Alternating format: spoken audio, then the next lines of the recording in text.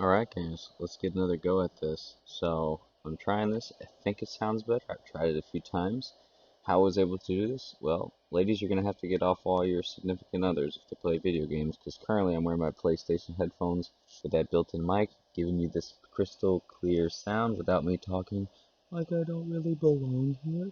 So, at least this was going to sound a little bit better. So in chapter 11, we're going to look a little more, we move away from soft tissue things, we'll look more joint, connective tissue, and bone disorders and management. So again, another really good chapter in the book. I highly encourage you to read it. It's got a lot of good things. I'm going to reference a lot of things as we kind of go through, particularly a lot of the figures that they have.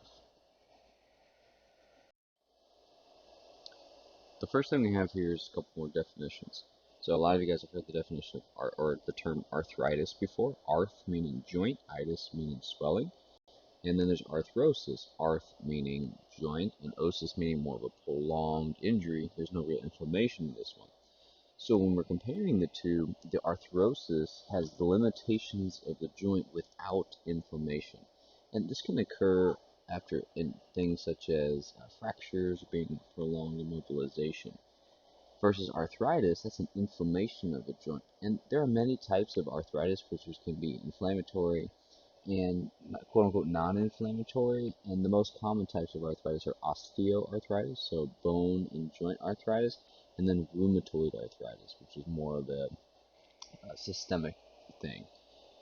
We know that the clinical signs and symptoms with kind of this arthritis are impaired mobility, and that's typically in a specific pattern. I kind of referenced in the last podcast about having the thing, the capsular pattern. So we're going to see that a little bit in this lecture today.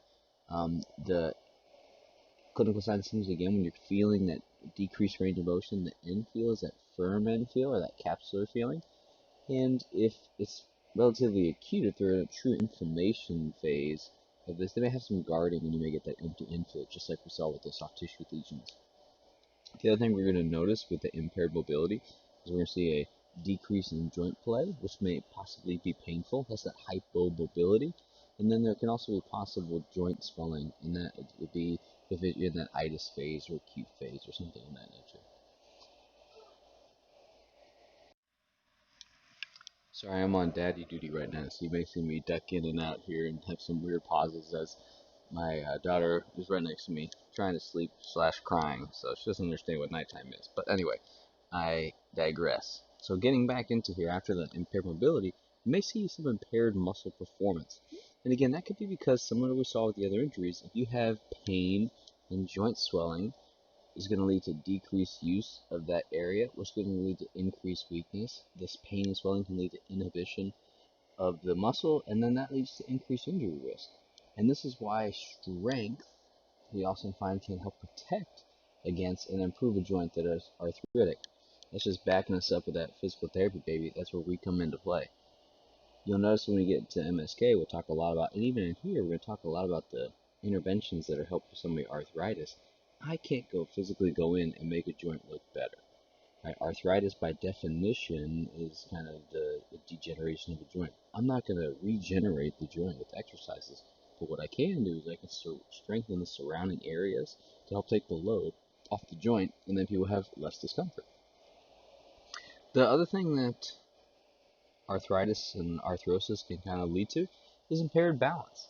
And that's the reason for that is you're getting kind of an altered or decreased sensory input from all those joint mechanical receptors and muscle spindles. Remember, the arthritis would generally lead to hypomobility of the joint, and our joint mechanical receptors only really get activated when they get to their end range. And if my joint is so stiff I can't get to the old end range, I can't activate those receptors. And same thing with muscle spindles. Muscle spindles get activated when I put the tension at the end ranges. If I can't get there, then those things never fire.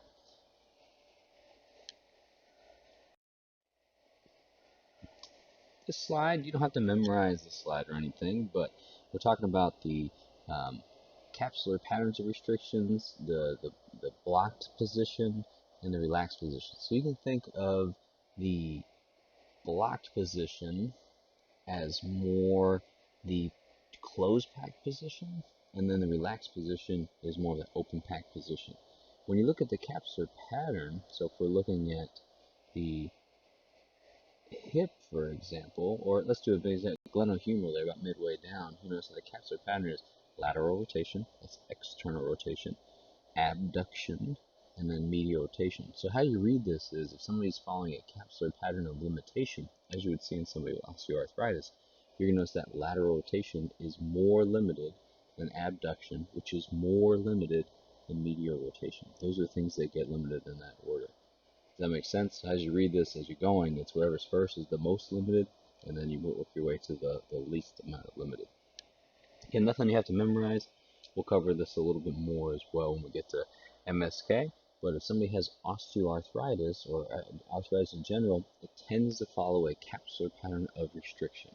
So this is kind of a nice thing to kind of look back and say, hey, this person's missing this range of motion, this range of motion, this range of motion.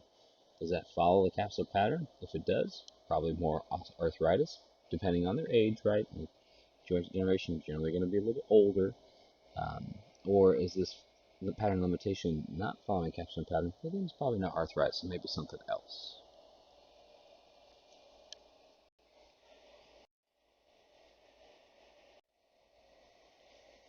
Moving on to rheumatoid arthritis. So what rheumatoid arthritis is, it's an autoimmune, chronic inflammatory systemic disease. It doesn't really have a known etiology. Like you don't really know why people get it or they don't. And it's going to affect the synovial linings. So the way that this is kind of done is it's signs and symptoms of the period of active disease. So when you think about that, it means that it's going to fluctuate. Sometimes the period disease is going to be active, and then sometimes it's going to go into remission. It's very similar to like since it's autoimmune, it kind of has an active and remission kind of stages. And the reason that's important is depending on which of those stages that they're in, that's going to dictate what things that I want to do. So let's look first at if they're in the active inflammatory stage. With active, the signs and symptoms that patients are usually going to present with are kind of this aching feeling with limited range of motion in the morning, in particular, with increased temperature of the joints, right? They got the active inflammatory, so they're going to be warm and swollen. There's going to be increased pain and stiffness with activity, and the onset is usually in smaller motion or smaller joints of the hand and feet. It's most common in the PIPs, and rheumatoid arthritis is always bilateral symptom. It's systemic. It's autoimmune, so it wouldn't be one side versus the other. The progression, if it gets too bad, it means it's a progressive disease, so it's going to happen that way. But when it becomes towards the more chronic phases of it, you may get an ankylose, which means kind of a fusion, things don't move as well, or you can sublux, things become so degenerated that they kind of fall in and out of place. Patients may have pain in the adjoining muscles, which also may lead to muscle atrophy and weakness, which will then also increase the deformity that you'll see. And I got a nice picture that will kind of show you what a normal person that has rheumatoid arthritis in their hands would look like. And then there's going to be the non-specific symptoms. So again, this is a systemic disease. So they're going to patients will often complain of fatigue. They often have low-grade fevers, loss of appetite, weight loss, malaise, or that feeling, general feeling of being sick. That kind of sounds like a lot of the subjective questions that we were supposed to have been asking in our things, our red flags, if you will, that would tell us that this is a non-musculoskeletal thing. Huh, maybe I should go back and review those. Sorry, I had my noise canceling machine on there for the little one earlier. Hopefully that will cut down some of the buzzing that you may have been hearing. My apologies. But let's move on. So when it comes to the management of patients with the active inflammatory phase of the rheumatoid arthritis, we first start with kind of patient education, and we're going to educate them on the fact that they're going to have periods that have active periods of the disease, which can last from months to years, what activities we can perform safely, and most importantly, how to kind of protect the joints during this phase. We want to avoid deforming positions, and we want to avoid static positioning. We need to change every 20 to 30 minutes. That will help cut down some of the discomfort that the patient feels. We know that one of the non-specific symptoms is kind of fatigue, so we need to educate about energy conservation. We want frequent but short episodes of exercise. So an example of that would be instead of doing like one 60 or 90-minute period of exercise, maybe we'll do more like three bursts of 20 minutes or 20 minute or 5 bursts of 15 minutes or something of that nature. We have shorter sessions. We're not going to overly fatigue this person. We want to make sure we alternate muscle groups. Again, their patients are often complaining of fatigue, so we don't want to just keep working one muscle group at a time. We want to do one, then the other. We want to try to train bigger muscle groups when we're able to, and we want to use assistive devices as we need it. Again, those are all kind of forms of energy conservation at that point. You heard me talk about with patient education, we're working on avoiding deforming positions. So what I mean by that is when we get to the joint mobility, joint protection may require orthoses, bracing, something of that nature. We know that we can use grade 1 and grade 2 moves for joint like fluid stasis movement and to decrease pain. And we don't want to stretch if anything is swollen, stretching of the joints in particular. So what I mean by that is when you have an active inflammatory phase, the synovium, right, that nice capsule swells, so it becomes weakened. That distends the capsule and fluid, which leads to the stiffness. So the stiffness is coming because of the fact that there's too much swelling in the joint. So if you stretch that, then you're stretching the capsule when it's already in the when it's already in that kind of stretched out phase. So you're overstretching the capsule. You're going to make it become hypermobile, and then when it becomes hypermobile, that leads to even more pain and has more deformity. So when a person's in an active inflammatory stage, you do not want to do joint mobilization to the point where it will stretch out the capsule. So again, those grade 3, grade 4s, stay away from those. Grade 1, grade 2 to just work on fluid stasis, that would totally be fine because we're not stretching the capsule at that point.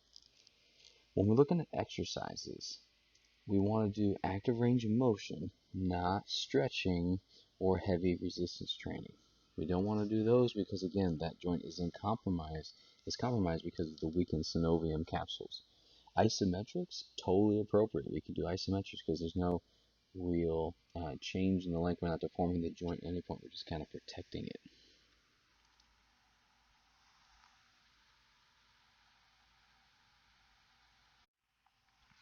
So a couple more characteristics of rheumatoid arthritis that I forgot to mention. Um, we know it's symmetrical because it's more of a systemic disease. It's an erosive synovitis. We already kind of talked about that, where the synovium itself is swelling and becoming weakened from the swelling. Uh, and so the swelling is going to happen in the synovial membrane. It's going to happen on the peripheral portions of the articular cartilage. It's going to work on the subchondral marrow spaces, which basically, when all that happens, it forms granulation of tissue, that formation that covers and erodes the articular cartilage, bones, and ligaments. So rheumatoid arthritis basically starts to erode everything that it's around, which is why we need that joint protection.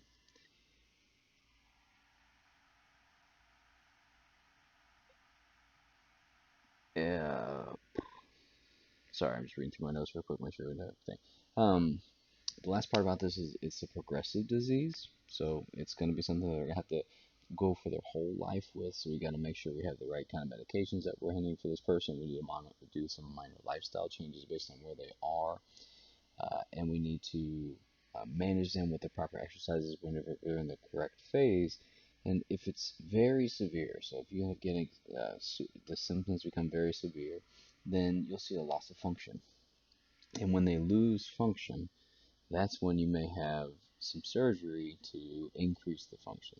So you'll see what I mean by that when we're looking at somebody's hands and how that can lead to some chronic problems that maybe you want to get fixed. So this is the example of the hand that I was kind of talking about.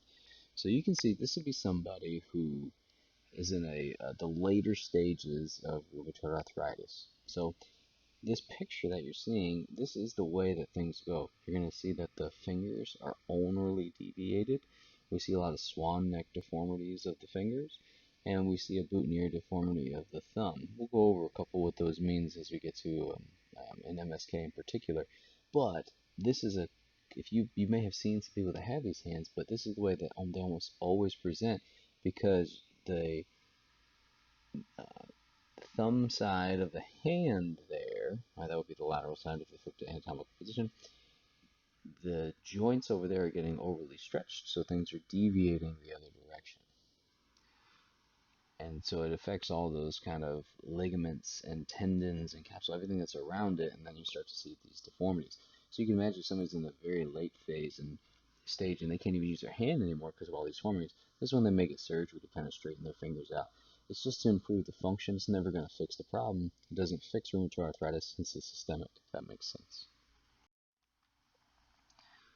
So continuing on with rheumatoid arthritis, when it gets to the subacute and the chronic phases, well, that's when the treatment's the same as anything that's subacute or chronic, except we need to keep the appropriate precautions because the tissue is still more susceptible to damage. So we need to do joint protection where we can. We need to do activity modification when we need to. We can do cardiovascular training using aquatic and cycling and dancing and walking with intolerance. Subacute, the swelling is not necessarily as much of a problem. We still want to get some of the swelling out, so we can still do our grade 1, grade 2, or isometrics, those kind of interventions. And when we get to the chronic stages, again, we're just trying to work on, and that's when we can still stretch. The active inflammation is not there, so we could do some stretch. We could do some joint mobilizations if we really need to, if there's some adhesions that have come. We really got to work on strength and cardiopulmonary endurance. Cardiopulmonary endurance particular because we know that these patients often complain of fatigue and we want to try to reduce that. Moving on to osteoarthritis, so osteo, bone, arth, joint, itis, swelling. So we have a chronic degenerative disorder that particularly targets the articular cartilage of the synovial joints. So, a lot of fun things to talk about and unwind from this one, but basically we know that osteoarthritis is a bone joint degeneration. So, how you get osteoarthritis? So, if it's the more degenerative you get, you're going to get end plate changes of the bone. But you also notice that's done a lot by imaging. So each joint, there's a certain number. If you take an X-ray, there's a certain space that you're supposed to have in between each joint that would be considered normal. Let's use the lumbar spine as an example. Let's pretend that the normal is 10 millimeters of space. If you have 10 millimeters of space, then life is good. As soon as you get 9.9, and if you have some end plate changes, you'll be diagnosed via imaging with osteoarthritis. But there's a huge difference between somebody that's got 9.9 millimeters of space and somebody that's got 0 when you're truly bone on bone. You have to treat those a little bit different. Again, my rehab, it's not like I can change the bony end plates, changes that have happened, but what I can do is strengthen everything around that area to decrease the pressure that's happening on the joint.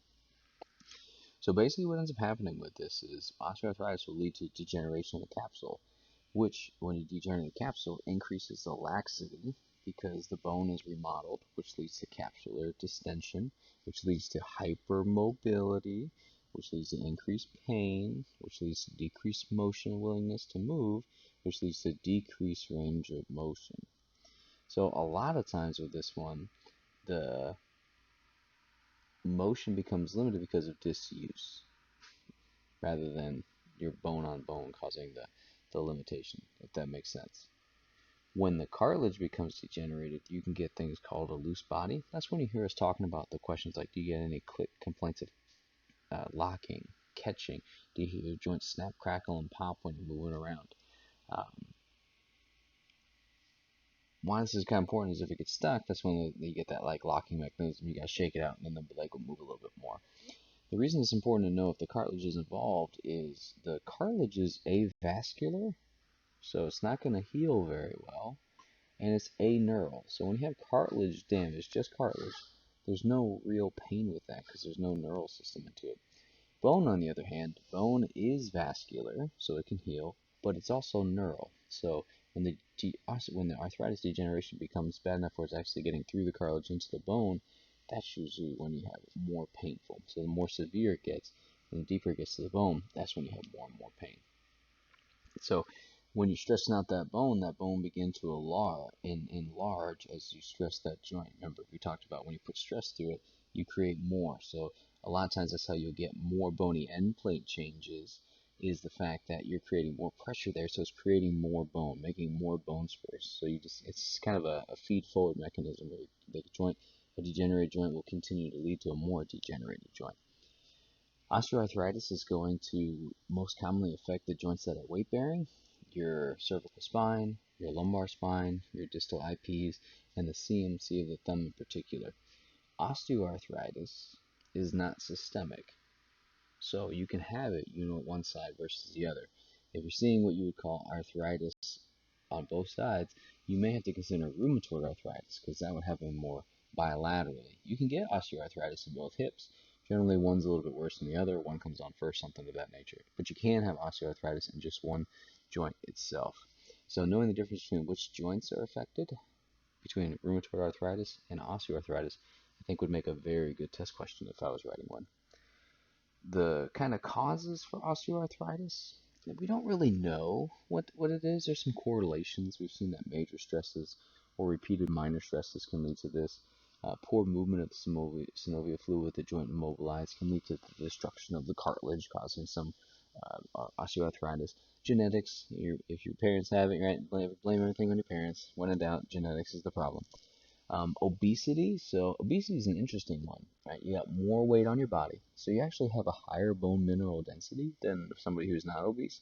However, you put more abnormal stresses on the joint, which leads to the degeneration of the joint. Muscle weakness, joint impact, and repetitive motions, those can all lead to a faster degeneration of the joint. However, running, there are no studies that will show that running increases your risks of osteoarthritis. So it's not the fact that you're doing impact, it's the fact that your impact are being absorbed abnormally in the system. If you did it normally, it doesn't lead to any increase in OA. So I always thought that was very interesting. And then finally, kind of the pain from osteoarthritis is very complex. There's local factors, the tissue, we talked about the cartilage versus the bone, and which ones are aneural versus neural. There's central pain, so kind of like your brain becoming sensitized to those things. There's psychological, right? You become fear avoidance. I know doing this hurts, so I'm not going to do it.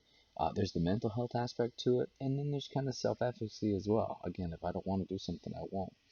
But the most common sign and symptom that you'll get with these people that have osteoarthritis are the common things you're going to hear are increased stiffness and pain, particularly in the morning that lasts less than 60 minutes, decreased range of motion, usually from kind of disuse and then degenerated joint, decreased neuromuscular control. They haven't used their end ranges in a while because they don't want to move as much, so they've lost the control of that. Decreased strength and endurance, again, because they're not doing anything. Decreased balance, because they're not doing anything. Decreased physical condition, because they're not doing anything, which leads to decreased ADLs and functional activities. So the nice part about it is treatment for osteoarthritis is a good exercise program where we kind of work on some of those things, and generally people feel better, even though we haven't actually changed structurally what's happening at the ends of the joint. It's really cool. It's very nice, very fun to work with these folks because you can make such a change. So here's kind of an x-ray of what I was talking about. So in this one, you notice that in the normal joint, we have this certain amount of joint space that we're seeing. Versus when we come to the person that's got an arthritic knee, you'll notice that there's not as smooth of changes through here anymore, and we're not seeing nearly as much joint space there on the right. So when we see those bony end plate changes and then the decreased joint space, that's just telling us that we have a little bit more of the arthritis in that joint. So continuing on with osteoarthritis. Oh, daddy duty calls. My apologies. Be right back. Sorry about that. She just wanted to be helped. So, where was I? Ah, yes. We're moving on with the management of patients that have osteoarthritis.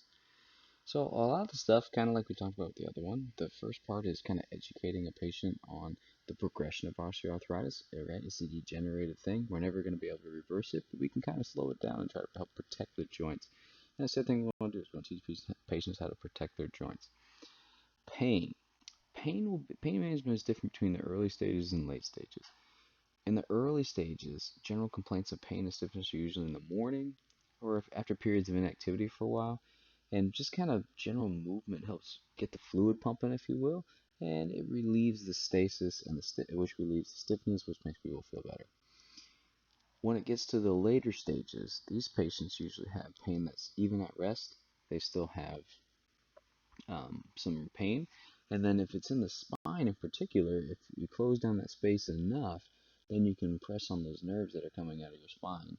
And then you may have some more neural symptoms. We'll get to more of that stuff when we get to MSK next year. Basically, with patients this way, when we look at um, pain management, if the pain can't be controlled with activity modification, pain medications such as analgesics, those are the folks that usually have or usually do really well when they get the surgery. Surgeries usually end up being some form of joint replacement. Hip and knee are very common ones. Ankles less common. Shoulders getting a little bit more common as well. Um, we don't really have a good one for the spine just yet. So there's a couple things you can do in the spine. We'll get more on that in the surgery lecture. But if I'm going to really try hard with these patients to get them to exercise a little bit better, maybe do a little bit of weight management to see if I can help decrease the stress on the joint to help them get there. Because unfortunately, as much as we think, joint replacements don't last forever. They're getting much better than what they used to be, for sure. I mean, an average knee replacement now will last you 20, 25 years. Hip replacement will last you 15, 20 years, somewhere in there. And they're much better than what they used to be, but still, if you get arthritis when you're 40 and you get a knee replacement when you're 45, well, I don't want to get another one when I'm about 60. All my tissue, my healing principles are much less, right? My blood flow is a little bit compromised. I've got a little bit more comorbidities at that point, so I may not do as well as I did the first time if I get the second one. We want to use assistive devices and support devices when we need to. An example of those would be like having a raised toilet seat for somebody that's got like hip OA. Using cane walker, shock absorbing footwear is a really good one if they got some great toe problems. Tub bench, aquatic therapy, etc., etc. With resistance training, here's where you can get some really good stuff when it comes to working with patients with arthritis. We want to work on, we know with resistance training, a lot of times weakness, muscle weakness, particularly in this patient population, leads to increased joint dysfunction and abnormal joint loading. So we want to really work on multi-angle isometrics. We can do some aquatic therapy. We can do some active assistive range of motion. And we can do resistance and non-painful motions. We do want to avoid deforming forces. So that would be making sure we're doing some kind of like low intensity and high repetitions. We're trying to maybe kind of work on that endurance stuff first. We don't want to have the point where we're putting so much weight on them that we're causing even more abnormal forces because they're not in good alignment at that point. We can stretch and do joint mobilizations, try to increase their mobility. So if we're trying to increase mobility, we're probably going after more grade 3 and grade 4 mobilizations here because we know that the capsule itself is actually stiffening down. And then when we're talking about balance activities, well, we want to spend a whole bunch of lecture time on balance exercises, trying to decrease the risk of falls, because we know that falls is the number one reason for fracture in this patient population, which then leads to replacement anyway. If we do aquatic therapy, which is great, can help you kind of work on some strengthening stuff.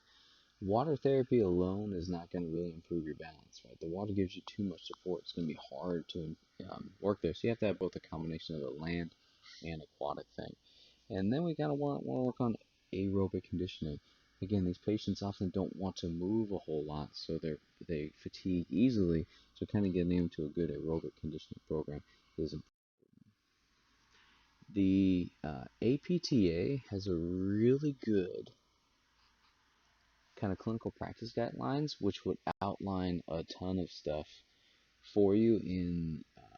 You guys are all, most of your APTA members on the website itself. You can go there and actually give you the kind of clinical practice guidelines that we have for patients that have osteoarthritis. It gives you a really good outline and some really good exercise parameters of how to work on folks that have this stuff. And then in your book, there's actually some really good comments in box 11.4. And I would definitely look at that because it's helpful to kind of get some information about some of the exercise principles behind these things. And we know that if somebody has osteoarthritis, they don't want to move a whole lot. This patient population is at a higher risk for obesity. So interventions are oftentimes a combination of doing some diet management and physical activity. Doing both of those helps decrease the abnormal joint forces, which increases pain relief, which increases strength, which increases functional status, increases quality of life, and doing them together is much better than doing them alone.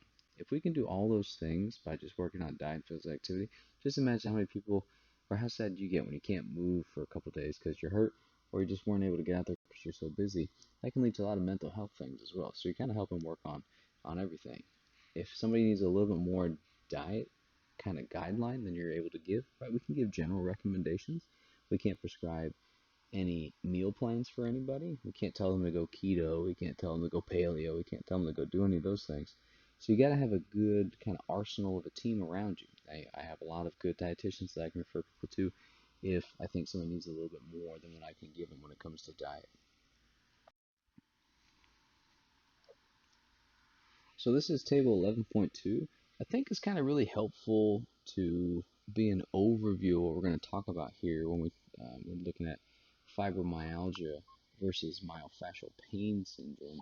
And the similarities look very similar: pain in muscles, decreased range of motion, and postural stresses. But the differences are myofascial, right? We got myo being muscle, fascial, the fascial system, pain syndrome. So those are trigger points in muscles versus fibromyalgia, there's specific tender points that they're at. The fibromyalgia does not have a referred pattern of pain versus myofascial pain syndrome does have referred patterns of pain. Fibromyalgia, no tight bands in the muscle versus myofascial pain, it's tight band muscle. It's myofascial, so the muscle stuff has it there. And then fibromyalgia, fatigue and waking unrefreshed because they just don't get restful sleep versus myofascial pain syndrome has really no fatigue complaints. So even though there may be some similarities, there's some differences too. So it's a combination of a good subjective questionnaire and they kind of know what you're looking for when we get to the objective section. So what is fibromyalgia? Well, fibromyalgia is a non-inflammatory, non-degenerative, and non-progressive disorder. I hear you, baby girl. You sleeping?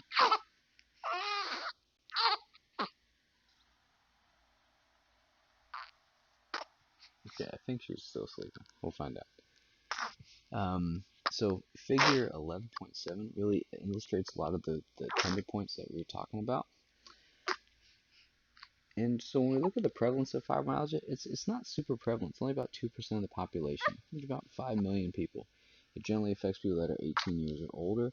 And unfortunately, ladies, sorry, but like most things, it affects women more than men.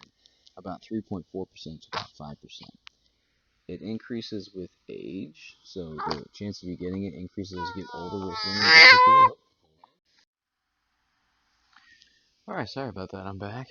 She's fed, cleaned, burped, and swaddled. I'm killing this dad thing. Alright. Hopefully my wife will be happy anyway. Anywho, where was I? I talked about how with prevalence, women tend to have it more than men.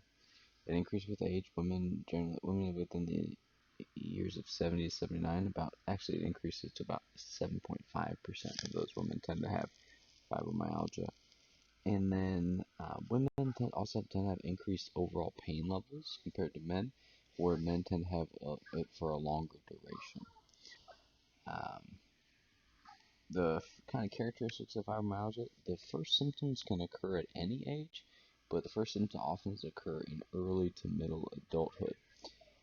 And the symptoms may come on after a physical trauma, such as like a motor vehicle accident or something that kind of hits the body hard like a viral infection. It's mostly muscular symptoms of the head, the neck, the scapula, the chest, and the low back. There'll be think of the tender point map. I'm going to show you that in here in a minute, and we'll have significant fluctuations in symptoms. So people often do too much when they're feeling really good, and then you tend to have a lot of increased pain later. So when you're considering that for rehab purposes, we really have to monitor the loads that we're giving to people. We don't want to let them do too much when they're feeling good, because then it usually sets them back.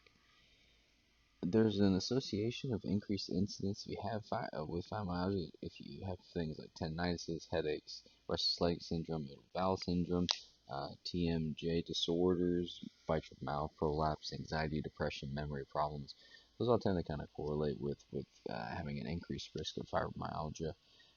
It's inflammatory, non-degenerative, and non-progressive. However, it can be aggravated by stress, and that could be physical, environmental, emotional, and that's when you people talk about when they have changes in discomfort, when they have change in pressure, or when it's cold, when it's damp, it's raining. People often say, "I can tell, I can feel it in my body when I know it's going to rain." You probably heard that before. For the management of this reality, patients are having significant fluctuations of symptoms, so we have to kind of monitor based on that. With exercises, we know that a lot of common complaints is fatigue, so we really want to work on aerobic exercises, more of those muscular endurance sets and reps. We can do some manual therapy as well for the things that are kind of stiff and tight. We need to make sure we have some good medications going on, so to kind of working with the team that does that. We can do cognitive behavioral therapy. Right? We got to get them out of those bad mindsets that we have. Education on pacing. We don't want them to do too much when they're feeling good. We don't want them to do nothing when they're feeling bad. It's about that nice low progression. Sometimes diet modification, decrease alcohol content, and decrease caffeine. Those things, diet, alcohol, and caffeine intake, have all been shown to have kind of exacerbating symptoms for fibromyalgia. And the key is really to monitor the symptoms as appropriate. However the patient is feeling, you treat them how they need to be treated that day. So when we look at the tender point map, here's kind of the common tender points that people will complain about. So we have about 18 tender points here. You kind of see a lot of them, as we kind of talk about, a lot of them are located in the neck, the scapula, and the low back area in particular. And so those are the areas that we're really going to be monitoring. That's if you're palpating somebody that has these are the areas that you can really palpate. And a certain number of them have to be a positive for them to consider to be to have fibromyalgia. So remember, for fibromyalgia, we need at least 11 of the 18 tender points have to be tender in order for patients to be classified as having fibromyalgia. Again, the book has a really good resource here on figure 11.7 and illustrates a lot of those tender points. And then they have some really good guidelines for doing aerobic fitness. We talked about how that patients that have fibromyalgia really need this, and also strengthening exercises. So the aerobic fitness and strengthening, if you do these kind of exercises, it tends to show decreased pain, increased strength, increased quality of life, increased self-efficacy, and decreased depression. So all those things really good. If we can get people moving again, they tend to be happier. There was a little Cochrane review that kind of looked at just kind of steps per day for folks, and they actually saw that if you have 5,000 steps or more, those people tend to have better outcomes if people have that less than 5,000 steps a day. It also showed that moderate to moderate high intensity outcomes increased outcomes, but 8-week aerobic program, so not necessarily moderate to high intensity, but lower intensities for a longer duration, that actually has better outcomes than kind of doing like your HIIT training per se. And they also saw that exercise was better than just stretching. And that makes sense, right? Exercise kind of working on range of motion, strength, balance, all the things that would help improve somebody's activities of daily living, increase their and decrease their pain, were better than just passive stretching. Active interventions generally are better than passive interventions. When we get to the myofascial pain syndrome, reality is kind of a chronic regional pain syndrome. Um, Figure 11.8 illustrates kind of the trigger points that people tend to have in these. And really, the hallmark classification for somebody that has myofascial pain syndrome is the myofascial trigger points have a specific and referred pain pattern.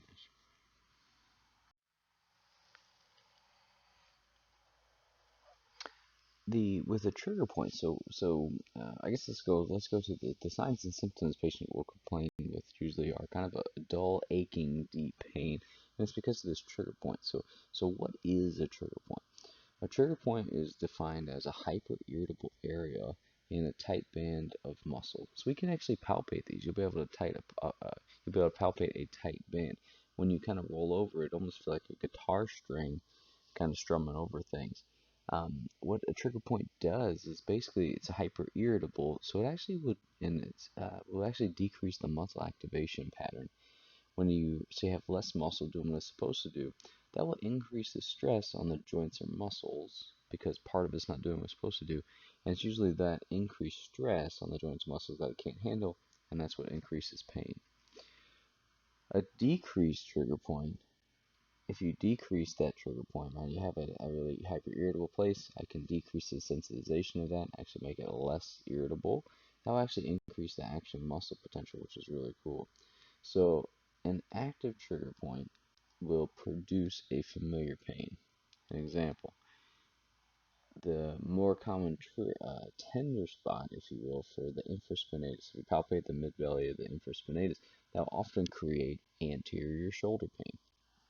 So if a patient comes into me and says they're complaining of anterior shoulder pain, and I do all my shoulder tests and I can't really reproduce their symptoms, and then I palpate and hit that trigger point or that tender point in the infraspinatus, and that reproduces that exact patient's pain, or what we call the asterisk sign or the concordant pain, then that will be considered an active trigger point. It has to produce a familiar pain. However, a latent pain, so let's say the patient is complaining of, you guys have all seen this, right? You've had a muscle that you palpate a trigger point, and it's very tender and uncomfortable when you're poking on it, but it's not the same discomfort or pain that you're having. So that would be a case that, let's say a patient's complaining of anterior shoulder pain, and I hit that same infraspinatus, and it reproduces the anterior shoulder pain, but not the same pain that the patient's complaining of about. That would be considered a latent trigger point. And kind of what causes trigger points to happen, or you can have an acute overload of something that could be kind of overworking yourself. It could have been that you kind of slipped and caught yourself. Could be a motor vehicle accident. Poorly conditioned muscles. Again, if I'm kind of overstimulating a muscle that can't keep up, you can create them. Postural stresses is another really good position. If I'm in a prolonged position for quite some time, particularly in an overly lengthened position of the muscle, you would create your own trigger points and tender points to kind of hold almost like a muscle spasm in there, trying to help hold those postures. And same thing with poor body mechanics. We can then overload the muscle because we're doing things that are a little bit different and create some trigger points. So here's a really good example that I was talking about. So this is an infraspinatus here on the left. And so those X's, that's where you could kind of palpate and but you can palpate, and the palpation, you notice that basically how you read this is on the anterior portion of the shoulder and that medial portion of the shoulder, so kind of anterior deltoid, medial deltoid area, there's a lot of red dots that almost make a blob together. So that's a very common spot for people to really complain about discomfort. The rest of it, where there's a little more dispersed spots as they go down, patients have kind of had discomfort anywhere down here. And the way they figure these out is actually really cool. They basically inject an irritant into the muscle where the X's are. And then they would have patients report where they're feeling the discomfort, and it was often down the arm. And this makes sense, right? If we're thinking of that kind of those rotator cuff muscles, those are often done by C5, C6, so it's kind of following along that dermatome as it moves its way down there. So basically what we're saying here is if I hit that X, it should reproduce the discomfort in the regions where it's more highly overlapped. A lot of patients on the right here, we got a picture of the glute minimus, and this one's actually really cool because these trigger points where those X's are, they will often, the glute minimus can actually look like patients that are having pain down their leg. So you may have heard the term sciatica before. Unfortunately, that's become a bucket term for anything that's coming down the leg. But if it's true sciatica, then what I would expect it to be is that the sciatic nerve is impinged somewhere. But this is a case where if I kind of palpate along where those X's are, and then I'm able to reproduce the pain going down the leg, well, that's not really a sciatica. That's actually more of a trigger point in the glute minimus. So based on my evaluation skills, I can kind of try to figure out, is this match up with something or not? So how would I differentiate this? If I thought the sciatic nerve was impinged, I would expect numbness, tingling. I would expect maybe some dermatomal changes. I would expect more nerve-like symptoms. Versus if I don't have any positive nerve things, if I'm getting no numbness, no tingling, no none of that, but I'm still having pain radiating down the leg. Well, then that makes me think, okay, radiating we can associate with nerve, but that should be associated with numbness and tingling that radiates.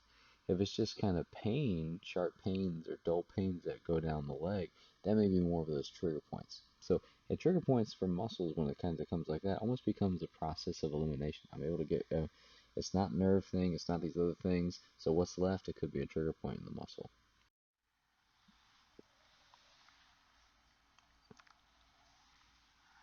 So when we get to the kind of management of this problem, we want to kind of correct the chronic overload. So those are more your postural positions, your poor body mechanics doing things. If we can kind of educate and correct, right, teach the nice chin tuck, get the shoulders back. If you're doing something consistently, if we can kind of manage that chronic overload, part of that could just be making you do the same thing you have to do in a better position. That would decrease the amount of load overall. We can eliminate the trigger point, and you'll see a lot of different things that you can do to eliminate the trigger point. You can just do with your own hands. You can do ischemic compression, just kind of hold on to it for a little bit. You actually kind of feel the trigger point melt away, which is really cool. People will use things such as dry needling. If you haven't seen that before, it basically take a very thin monofilament needle. It's very similar to an acupuncture needle. So dry because there's nothing in the needle itself. Wet needling would be if you put like a cortisone shot or something like that because there's a fluid in there. Dry needling, there's no fluid in there. It's actually just this very thin needle. Basically, what you do is you pierce the trigger point. It kind of releases the stuff that's making the trigger point to be active.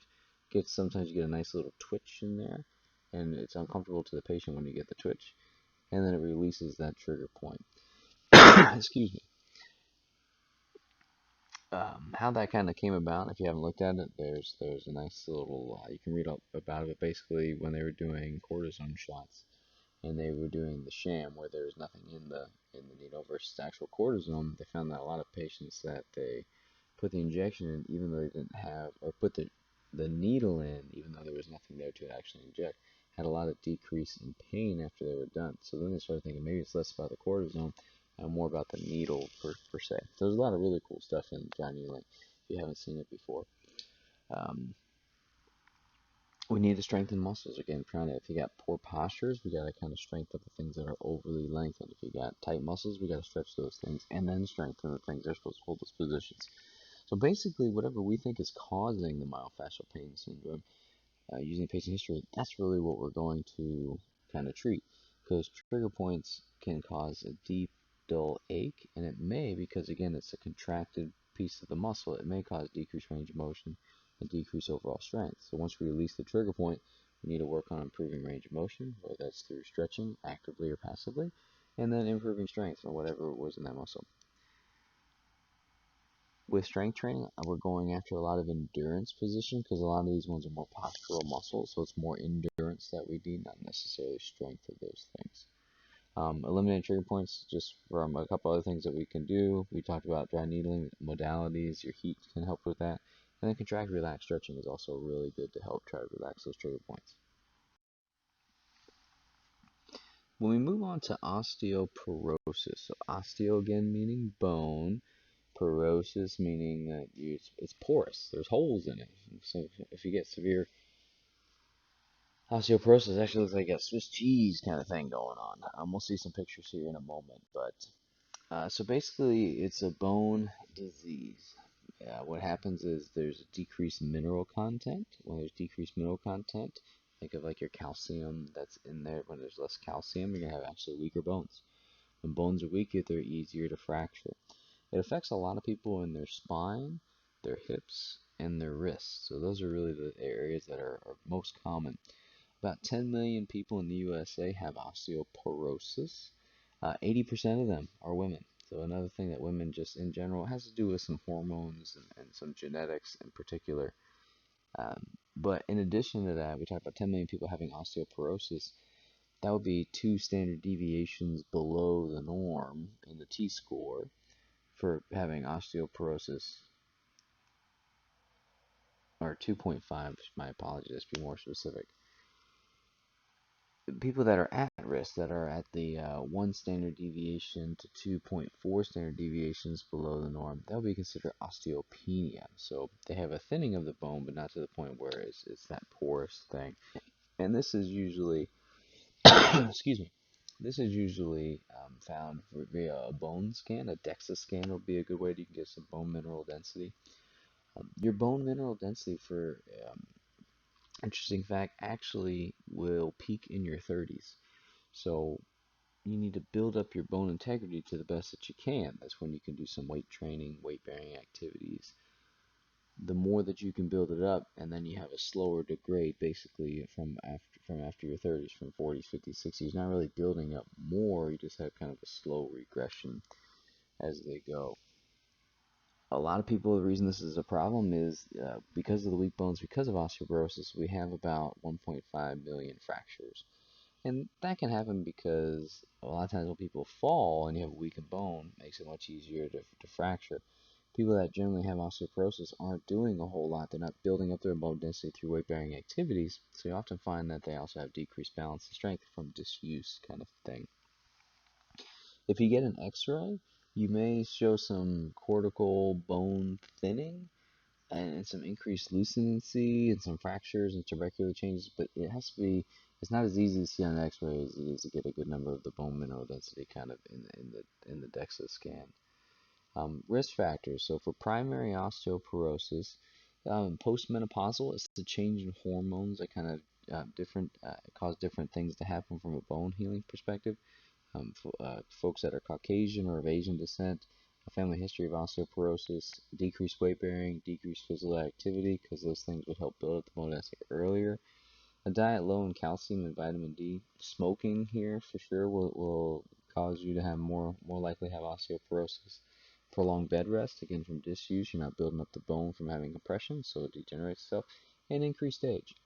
Um, we've been talking about the postmenopausal stuff. Basically, what ends up happening is because of the decreased estrogen level, you're going to have increased bone resorption. Estrogen will actually do bone reabsorption. So you have a lot more osteoclast. The clast is the one that reabsorbs versus osteoblast, blast being the ones that are building it, B for building.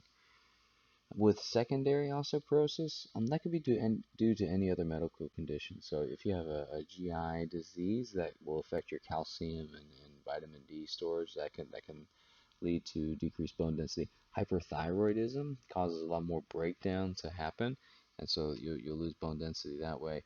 Chronic renal failure, excessive alcohol consumption, and medicines like glucosteroids, this are going to cause the osteoclast activity to increase. From a prevention standpoint, um, basically physical activity is a really good way. Bone building and degradation degradation can happen. If we don't use it, we lose it. So with physical activity, diet, weight bearing, if we could decrease alcohol consumption and decrease smoking, that will help the bone from breaking down faster. And bone is always, always, always, always being broken down with the osteoclast and being made with the osteoblasts daily. So it doesn't matter where we're doing it or what we're doing, it's happening. Whether we're 6 years old, whether we're 60 years old, there's still osteoclast and osteoblast happening. Just after your third decade, it's more osteoclast happening than it is osteoblast. We know that with physical activity, particularly weight bearing activities, when you get that compression force, remember bones love compressive forces, that will cause the bones to um, be stressed. Your body will respond by increasing the osteoblast activity in response to the stress. So if we do weight bearing activities or axial skeletal loads, then we will see improved bone density, or at least a slower regression of the density that was there. So this is what we kind of see when we're looking at an x-ray here. Is you notice how white and nicely filled in this area is. This is what it's supposed to look like. And we have a little bit more translucent up here. So you see a little more kind of Swiss cheese almost looking thing. So this is somebody that's got some osteoporosis for sure, where you see the thinning of the bone. You see it start to change the shapes a little bit as well. So this person is just at a weakened bone state, so more likely to fracture. So if they were to fall or to get kind of hit in a motor vehicle accident, you may more likely see some fractures versus the healthy bone when you get this nice strong white here versus the thin that you're seeing there. So when we're looking for exercise recommendations, there's a lot of really good evidence on trying to help people that have osteoporosis. So we know that they haven't done a whole lot of things. We know we need some weight bearing activities. We know they also probably have some low endurance because they haven't really been doing anything, which probably led them to get osteoporosis in the first place. So make sure you kind of reference chapter 6 has got a lot, and then the box in chapter 6, 6.14 has a lot of good precautions that you have to be sure that you are looking at with resistance exercise. So be sure to kind of review that again. But basically what you're looking at is the key is even late in life, changing your lifestyle will help improve your bone mineral density. Your peak density is going to be made in your 30s, but you can always kind of slow down the degradation, or you can kind of build it up a little bit compared to where you were. How we do that is with diet, physical activity, weight bearing, and walking. Now, walking is good. Walking is a good weight bearing activity. It only stresses the joints or the bones so much. So, actually, what we find in the literature is if you walk faster, it's actually better. You'll get more kind of compressive forces that will actually stimulate bone growth more. So what does this mean? So this means for somebody, if I know that that kind of happens, if I want to increase that bone mineral density, if it's a patient that I'm really trying to work with, I'd rather have them go faster and shorter distances potentially than longer, slower ones. So I may kind of fluctuate what their walking program looks like. If I want more aerobic, maybe I go a little bit longer and less fast. But if I want to use that as more of a quote unquote resistance training, I can go faster and a shorter duration. The National Osteoporosis Foundation will recommend that you want to do resistance exercise. So if we're looking at that mode resistance here, we want to see resistance exercise consisting of 8 to 10 exercises that target major muscle groups, and we want to do that 2 to 3 times a week, around 8 to 12 repetitions that will lead to fatigue. We have to have it with enough weight that we're not doing a ton of repetitions, because remember, it's the load that's going to build up the bone density. So we need that 8 to 12 repetitions there. With the mode aerobic, we're going to do that. What we see from there is about 5 or more days a week. We want 30 minutes of moderate fast walking or 20 minutes vigorous run, depending on your patient, who they are in front of you. That would be really helpful for what we can do. Now, what we can do is, if we're considering kind of the patient in front of us, maybe they haven't done exercise in quite some time, and 30 minutes of fast walking seems to be a little bit much. Maybe we can do more like 3 bouts of 10 minutes or 2 bouts of 15 minutes. We know we need to get up to that 30-minute mark, but we can break it up as we need to based on the patient that's in front of us. With the resistance exercise, it's also really interesting. What we've seen is with walking, there's actually some good literature that say if you had a weighted vest, so that weight vest being about 4 to 8% of your body weight, will actually, and during exercise, will actually increase bone mineral density and balance. Even people that have a history of a vertebral fracture, you can still do the weight vest with them. Now, what we have to remember with osteoporosis when we think of the precaution, because this will come back to the weight vest here, with the precaution, osteoporosis can kind of change the shape of the vertebra as it becomes weaker. Basically what happens is, and particularly in the thoracic spine, the anterior portion of the vertebral column will become more of a wedge shape. So what that means is it's a weakened bone in the front. So if I were to put more stress on the anterior portion of my vertebral column, say with a flexion or rotational exercise, that can be what can lead to having a fracture.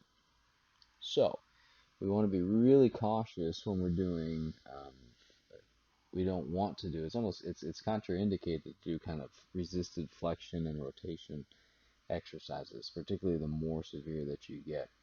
So if we're thinking of the anterior part having flexion rotation, we do not want these patients to be doing sit-ups or curl-ups or ab machines, because that forced resisted flexion will put too much pressure on the anterior portion, which can lead to increased fracture risk. And we want to avoid the combination of flexion and rotation because we don't want to increase the stress on the vertebrae even more, right? Because if we flex forward and rotate, we're gonna even either on the right side or left side, depending which way we're rotating, we're gonna put more pressure there. So that would not you wouldn't want to be doing Russian twists in your ab exercise for patients that have these things. Excuse me. So going back to the weight vest here.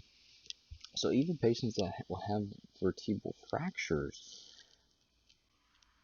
I know that I want to start to load that to try to increase the bone density. So I can add a weight vest to them. I just will kind of offset the weight. So I don't want them to have to hang out with weight vests with a bunch. So I may even it out a little bit by having 1 kilogram on the back or 2 kilograms on the front, kind of thing like that to even it out so all the weight's not on one side of the spinal column. So when we're looking at fractures and mobilization, so the way we identify fractures is about what side it is. We want to know, is it in the diaphysis, metaphyseal, epiphyseal, interarticular. The reason for that is different sites have different blood flow amounts, so that will kind of dictate how quickly it goes. Remember, cartilage doesn't have really good blood flow to it, or any really blood flow to it, so there's not a whole lot of healing that will happen necessarily in the cartilage itself. But backtracking even off that, so what is a fracture? A fracture is a structural break in the continuity of bone, epithelial plate, or cartilaginous joint surface. So bones will break. We've all seen fractures before. We've seen x-rays that what looks like fractures. So key with fractures is you know that the bone is broken, but you got to remember the relationship of everything else that's around it. So bone breaks, but right next to it is muscles, spinal cords, brains, arteries, nerves, other tissues. So depending on how bad the fracture is or what type of fracture it is, you may have injuries to other tissues, which you may also have to treat in addition to just the fracture itself.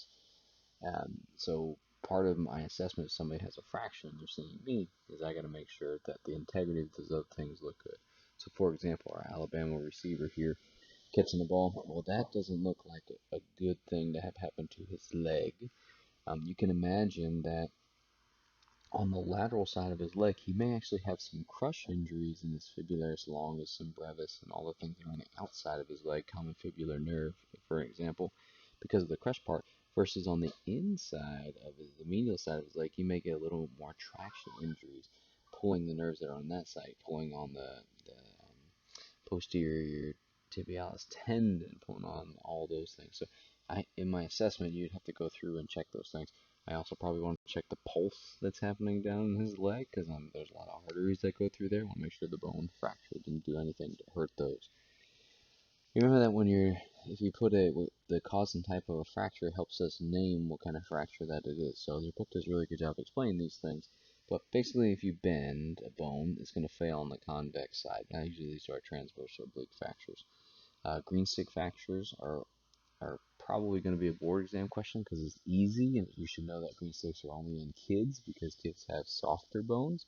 So basically, what a green stick fracture is one side fractures and the other side just bends. So it kind of looks like a little break when you grab spaghetti and you snap some things.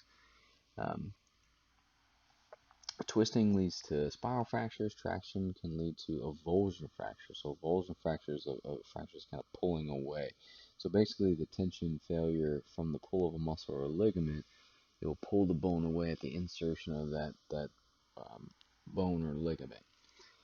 Crushing or compression fractures, repetitive microtraumas can lead to fatigue or stress fractures. I'm sure we've all heard a lot of those.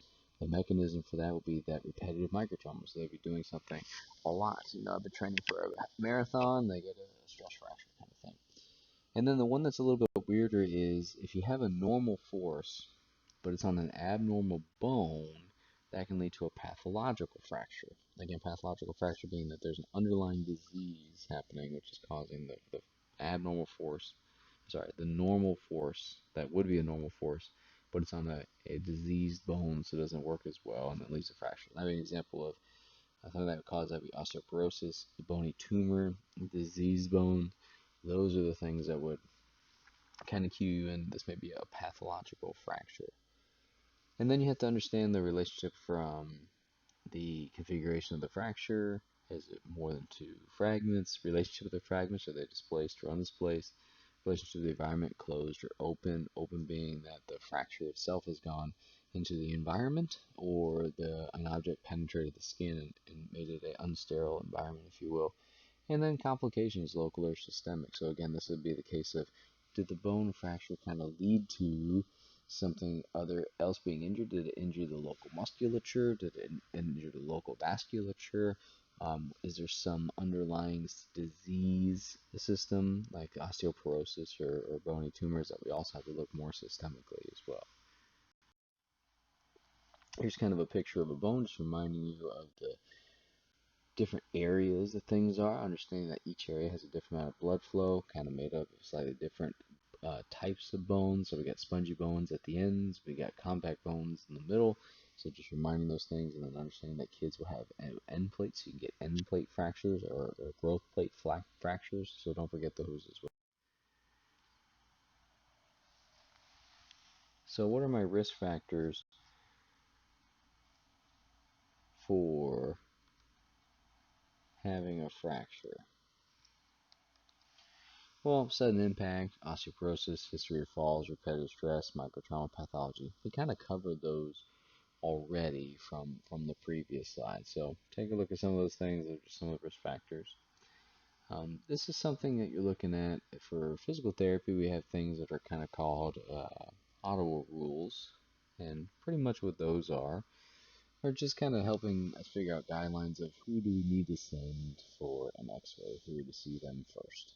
So the PTs use them, athletic trainers use them, primary care people use them, and we have them for a lot of different joints. We got knees, we got ankles, we got cervical spine, we got elbows, we got wrists, we got a whole bunch of stuff. We'll go over them all in MSK next year, but I wanted to give you an example from a physical therapy standpoint, like how do I figure out if somebody's got a fracture and I need to send them away? Well, if the fracture looks like that Alabama ankle guy, that's pretty easy to know that. And that looks fractured, we need to send him out of here. But we have to think of kind of what would be the mechanism of injury for having a fracture, and then who's at more risk for fracture. So in this case, if somebody's over the age of 55 or older, with one or more of these related to fine tenderness of function. So we look at the rules over the age of 55 or older. Well, that one kind of can be on there for sure, but the reason it's on there is because you know that people that are older tend to have decreased bone health compared to somebody who's younger. Tenderness specifically at the fibula head. Well, I mean that's there for the reason that that could be a site of a fracture potentially. Isolated tenderness of the patella, so no bone tenderness of the knee. So you can have a patellar fracture if you fall directly on the patella, and you get a nice crack in that. So if there's no tenderness at the knee and only tenderness at the patella, that could be an indication that there's a fracture. Inability to flex 90 degrees. So you actually find a lot of these audible rules that the inability to move a certain amount. So the cervical spine's inability to rotate your neck more than 45 degrees. That usually is a way that people will kind of guard themselves when they have a fracture. So if somebody can't bend their knee more than to 90 degrees at least, then in mechanism kind of matches up with what I think would be somebody that has a fracture, then that may be a reason to send an X-ray. The reason I say that the mechanisms match up, if I'm seeing a patient that's post-op ACL reconstruction has been in a brace forever, maybe they can only bend their knee to 45 degrees. That doesn't mean I need to send them to an X-ray.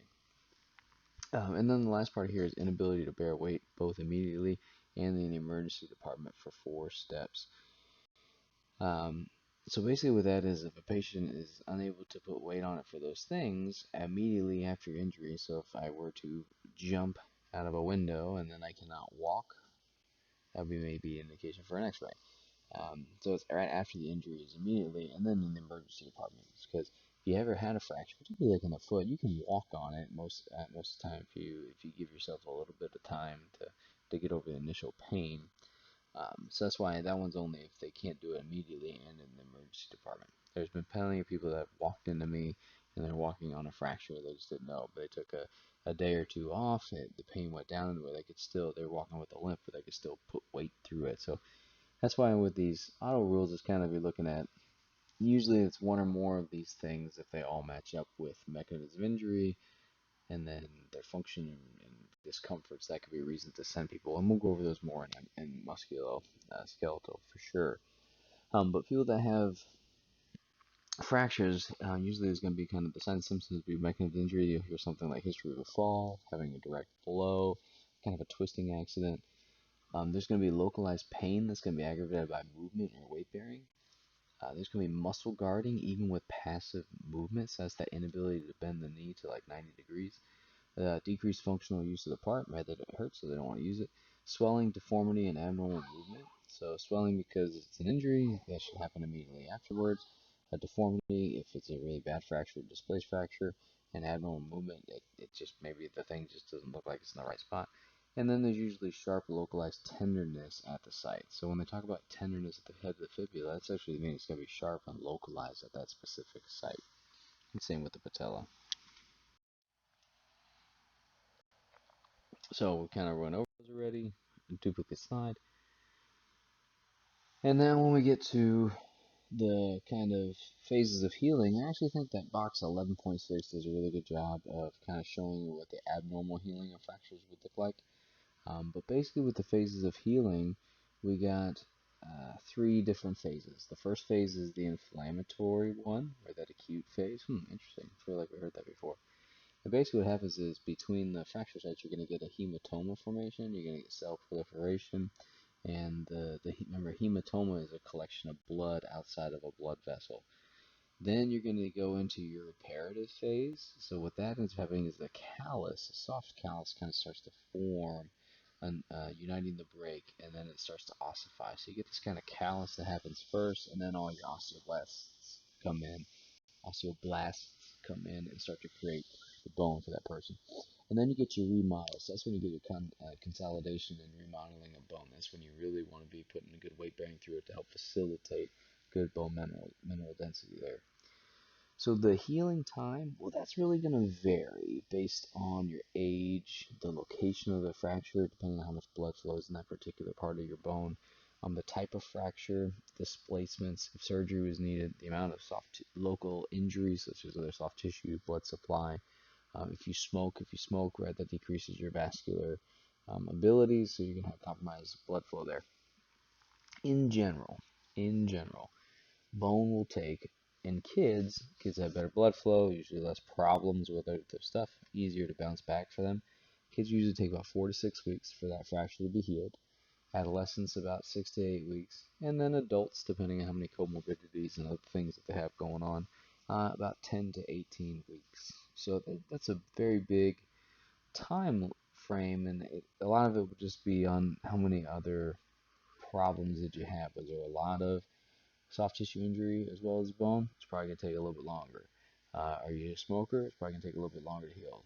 If you have a compromised vascular supply because of some other comorbidities or medical complications, that could be another reason that would prolong my duration. When we look at the abnormal healing of fractures, we can get things that would look like malunions, where the fracture heals in a poor position and you have a bone deformity. So I actually personally have one of those on me. I was wrestling and I ended up getting twisted funny and I broke my rib. And so my rib, instead of being in a nice round position, actually healed in like a T. So I have a nice little bone kind of sticking out from my side there a little bit. I don't even know I fractured it, but it happens. You can have a delayed union, which basically takes longer to heal than normal. That can be due to poor blood flow, or poor healing things. It can also be to overloading the healed tissue. So we kind of talked about with soft tissue injuries, we don't want to put too much stress where we overload it. You can do the same thing with bone. It's if I have a soft callus and I put too much stress to it, I can actually break that soft callus, and then it'll take me longer to heal because I basically have to start the whole process over again. And then you can have non-union, which basically is the fracture does not unite with the other bone, um, with a bony union. So if you have two parts, that fracture, ideally you hope it fills in with bone, but sometimes you won't get that, and what will end up happening is it will be filled with kind of a fibrous union or like a pseudo arthrosis kind of thing like that. So it's not bone that's that's covering the gap. It's actually more like some kind of fibrous union. You can have surgical interventions, so there's a lot of different surgical interventions that can happen for bone fractures. A lot of times you'll see a rigid internal fixation. That'd be an RIF would be the acronym for that. And basically what happens is you get some rods or some plates or some screws to help keep the bone stable as it heals. The interesting thing about this is a lot of times, even after the bone is healed, they don't take those out. It really depends on the surgeon, but imagine they got screws and bones and plates in you. It would be a whole nother surgery to try to take them out of you, so a lot of times they just leave them there. When you have those um, plates and rods and bones, so the interesting thing is now those become the things that transfer the force or the stress through the bone. So whatever's around that, whatever bone is around that, or if it's a plate, if it's underneath that, you're actually going to get disuse osteoporosis because no force ever goes through that bone. So the interesting thing about doing those is you're actually making the bone weaker from an osteoporosis standpoint if you add in um, plates, rods, or screws. So that's why sometimes they'll take them out, and if they do, you got to make sure that you do an appropriate loading progression to kind of improve that bone mineral density, because now you got a part of the bone that hasn't really taken any stress in quite some time to take some stress. With the bone healing following a fracture, for the cortical bone, that's the compact bone along the shaft. Basically, in the inflammatory stage, we have a fracture. You get tear of the tiny blood vessels that are in the bone, leads to internal bleeding, which leads to clotting. The amount of bleeding depends on the degree of the fracture displacement and the damage to the surrounding tissue. The more displacement and the more damage, the more bleeding that goes there. In the reparative phase, you get the hematoma that goes, leads to the osteogenic cells proliferate, and those cells come from the periosteum and the endosteum. Those osteogenic cells come down and they form the callus around the fracture site. So callus, it has no bone in it yet. So if you were to take an x-ray of this person, there's still going to be a gap in the bone. It's translucent on a radiograph, so it still looks like the fracture is quote unquote unstable because there's nothing there, even though we know that it may be the callus at this point in time. And in the reparative phase, the callus will start to mature. You get the osteoblasts that come in, and then the chondroblasts that come in to help kind of repair those injuries. The osteoblasts come from the primary woven bone, so refer back to that picture if you need to. And the chondroblasts form the cartilage near the fracture site if it's near the end plate kind of thing. Then in the remodeling phase, that's when you get the union, so the fracture firms up and won't move anymore. And the callus is mostly primary woven bone and cartilage at this point. So if you were to take a fracture, the fracture line is still there on the radiograph, but you're actually going to be able to see the callus now because it's part bone. So you're actually going to see that on the x-ray. When you're in the remodel phase, you don't need immobilization any longer. You can start to put some weight bearing through those things. And movement is generally allowed if the fracture site is, if no fracture site pain with movement, and you can't see and you can see the callus on the x-ray. So once they can see the callus on the x-ray, they know they have some bone. There's no longer that gap in the fracture. That's usually when they'll allow you to do weight bearing and start doing some good exercises that way. And then the radiological union is considered what we consider quote unquote healed, and that's usually when the callus has become fully matured bone, and that gets placed by mature lamellar bone in the compact bone. And then once that is there, the callus actually gets reabsorbed and all that's left is bone. So once the radiological union happens, that's when they're quote unquote considered healed. In the cancellous bone, that's more the trabecular or the spongy bone. It's porous. It's got almost holes in it, so it's weaker bone, but it's more flexible. So the you're going to see this kind of bone in the middle of the vertebral bones, as we kind of saw in that picture. It had that little spongy look. It's also going to be at the end of the long bones because then you can have a little bit more force absorption through those. And the healing of this bone occurs through the formation of an internal callus. So with the cortical bone, it was more of an external callus. With the spongy bone, it's more of an internal callus. And because of the increased blood supply from the increased surrounding bone, this cancellous bone will actually heal faster compared to cortical bone. again, that's why it's talking about when you're that. What is it going to be? 4 or 6 weeks? Is it going to be 8 or 10 weeks? Depends on which kind of bone is fractured. With cancellous bone being a faster recovery than cortical bone would be. Um, the cancellous bone is actually more susceptible to compression forces, and that's because it's softer. So cortical bone usually doesn't fracture as much during compressive forces. It will fracture in the cancellous because it doesn't do very well with compression as much. And then with attraction, um, you can have kind of a traction injury. So with the traction part in kind of a traction injury, or if you were to, with compressive, right, if we have a compressive fracture, we can imagine that the two ends may pass each other because it got compressed together. So sometimes they have to add traction to realign the bone to where it's supposed to go, which basically widens the gap of the fracture. So if you have to do traction to get realignment, there's actually going to be decreased healing and ability because it's a larger area to cover now, which is going to increase the time to heal. So that's why with this one, it's usually in that compressive force, right? It's the compression that causes the fracture of this softer bone. And so if the two ends that got fractured pass each other, they usually have to pull them apart to realign to get them where they go. Because they pulled them apart, it made the fracture area larger, so it's going to take longer to heal. With the epiphyseal plate healing, here fractures may actually, epiphyseal plates, so you're talking about growth plates here, so these are going to be kind of on kids more so, right? The fracture may actually decrease the growth and increase bony deformity as the skeleton matures. So because you're fracturing this, you may not actually see the same growth anymore that what is going to potentially going to be there. So this will kind of depend on the age, being the closer you are to skeletal maturity when this happens, the less deformity that you would have. The earlier, the younger you are, and this happens to your growth plate, the larger the deformity would be because you have a lot more of that growth plate was supposed to grow. And then blood supply, method of reduction, and closed and versus open will also affect how long it will take for this fracture to heal.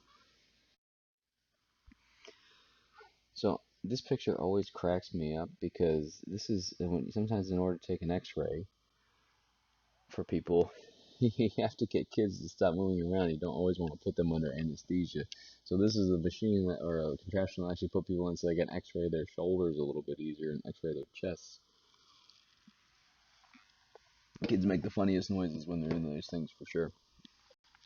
But principles of management. In the beginning, right, we have to have a period of immobilization. We need that immobilization to make sure that the fracture site doesn't become unstable. When we have immobilization, the local tissues around that, well, basically they are no longer being used. So they're going to become disused, which means you're going to have connective tissue is going to become weaker. The cartilage is going to degenerate, your muscles are going to atrophy, your muscles are going to start to do some contractures, you're going to have less blood flow, you're going to get some scar formation. We need the scar formation, but we want to try to limit the other things best that we can. And because of the immobilization, this soft scar can't become organized along the lines of stress. Remember when we were talking about with the soft tissue injuries, we talked about the way that you put the stress on the thing that's healing will help reorganize it. It could be that pile of sticks in that disorganized pattern, or it could be aligned in the way that it's supposed to go. And when we're not putting any stress through it, it basically becomes that pile of sticks, so we don't have an organized scar, we have a disorganized scar. However, we need that to kind of happen, we need that scar to happen, and because we need to get that fracture to become stabilized for early motion. If we end up having to use a traction like we talked about, because you have to get the alignment piece, so you can develop some other injuries. And basically, what ends up happening is you're gonna have more disuse because you're basically with that traction, you're usually kind of bedridden at that point. So our goal with those kind of folks is we really need to use the uninvolved limbs in order to try to prevent disuse. Remember from your neuro that approximately 10% of your nerves do not desiccate to the other side. So doing exercises on the uninvolved side will actually have some carryover onto the involved side. In addition to that, A lot of literature will look at if you visualize, if you can work your way through visualization. Hey, let's go through this together. Let's look at the things of walking. Let's think of doing a heavy squat. Just doing the visualization will actually start that pathway, and you actually see some improvement from just doing visualization. So when people are like, "Oh, I don't have time to go to the gym to work out," I'm like, "Okay, that's cool. I need you to visualize going to the gym. Talk me through what that would look like," and I count that as a workout sometimes. Sometimes you got to meet them where they are. Then the other thing is we need to do our functional adaptations. So we may need to do some gait training with assistive devices. Then we have to make sure we're watching out for the weight bearing precautions, etc. Basically, the treatment for this stuff is we need to manage the swelling. We know there's going to be swelling. We need it to happen. We can do our kind of price. We want to do our early non-destructive motion within the tolerance of that fracture site when we're able to. That's what we want to do to begin to put the stress on there as appropriate. But it's not feasible until there's some type of internal fixation to stabilize. So basically what I mean by that is if I have a patient who had a fracture and then had that internal fixation, they may be 2 days out, but I can put weight through that leg now. I can be a little bit more aggressive with that because I have a steel plate or a steel rod or something that is giving me the stabilization for that patient versus a patient who went the non-surgical route and doesn't have any of those things. Well, now I can't really put any stress through that until I have that formation of the callus. So I've got to wait a little bit longer. So depending if you have surgery, I can usually load you a little bit earlier. If you don't have surgery, then I have to wait a little bit longer. I can't disrupt the healing process. I really want to increase the muscle activity to the best that I can in the surrounding areas. So things that won't pull on a disc. If it's a unstable fracture, then I will maybe not use that side. I'll use the other side. Again, if I have somebody that has an internal fixation, then I can work on them a little bit earlier. So I can really work on some muscle activity. So kind of your isometrics or using other joints above or below the way that things are without pulling on that fracture site. And then I want to really do the things that aren't immobilized. I want to do some resistance strength. I can't let you become so deconditioned and so atrophy by not letting you do anything. If you broke your leg, we're going to work the heck out of your arms, and vice versa. So after the immobilization period, you basically get some impairments, and the impairments be, well, what do you imagine? If you haven't used it, it's going to get super stiff. So usually you're going to see decreased range of motion, decreased joint play from your kind of joint mobilization assessment, decreased muscle flexibility. You're going to see muscle atrophy. You may get initial pain as movement begins, but that's going to relatively decrease as you get better joint movement strength and range of motion. And if any soft tissues are damaged at the time of the fracture, remember just because of a bone fracture doesn't mean it's only a bone fracture. You can also get, in that soft tissue, you can get an elastic scar that restricts tissue mobility. So that'll be another reason that I may have to do some more stretching and hands-on manual therapy, kind of soft tissue massage, if you will. You can use your PNF stretching to help with flexibility, muscle performance. Again, we're trying to get back to doing the things that are supposed to do. So a good way to start is isometrics, where we can work on isometric positions are good for pain and if there's any swelling still, and maintain those exercises. And then remember, we talked about how the endurance fibers of the body are the things that tend to atrophy first. So cardio fitness is on there because we should kind of target the cardiovascular endurance of muscles first, and as well as kind of in the whole system. And then scar tissue mobilization. We need that scar has not been moving, so we have that kind of stuck down area. It's going to limit your range of motion, so we need to work on those things as well. So that's the end of this lecture. I know this one was a little bit longer than the other one. There's a little bit more to this. There's a little bit more fine nuances of this, but the big takeaways that we kind of have are you definitely need to know what the difference between osteoarthritis are and rheumatoid arthritis. You need to know the difference between fibromyalgia and myofascial pain syndrome because they all get treated very differently. And then considering bone fractures, it's not only knowing about the different healing times between the different parts of the bone, how growth plates in younger age will affect the healing of bone, and maybe you may see some deformities if you end up breaking through some growth plates. But then understanding that, yes, the medical diagnosis was a fracture.